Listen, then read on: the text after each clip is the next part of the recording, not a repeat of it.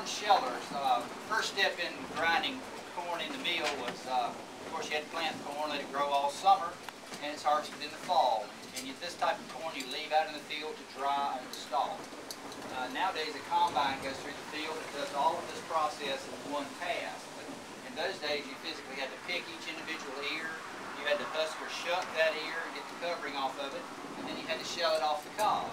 And at first, people used the thumb, but once you started raising larger crops, that wasn't practical. So they came up with ways of mechanically removing the kernels from the cob. This one here is hand powered. As you'll notice, when I started turning, I can let go and it continues to turn. And that's due to the fact that it has a large metal pipe wheel on the outside of here that continues turning. Once you set something in motion, it continues moving, and that's an example of it right there. That lessens the mechanical force necessary to shell the corn. Now this one over here can be powered by the water wheel. And what we do to use this machine is we transfer power through this belt that you see coming through the wall, up through a shaft that's above our heads. It's called a line shaft. It's a wheel and axle.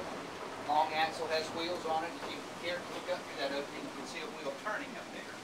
So if we want to drive this machine, we simply attach this belt to that turning wheel upstairs and to the wheel on the outside of the machine, and then this will do the work for us. The water wheel will power this machine by transferring power up through the belt, along the axle, and back down to this machine.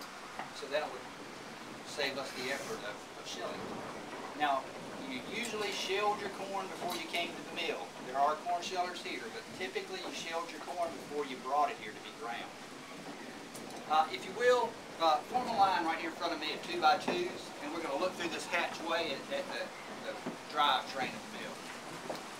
So, just pick a partner and stand 2x2, and walk up here, and I'll explain to you what you see. See the water wheel outside is powering this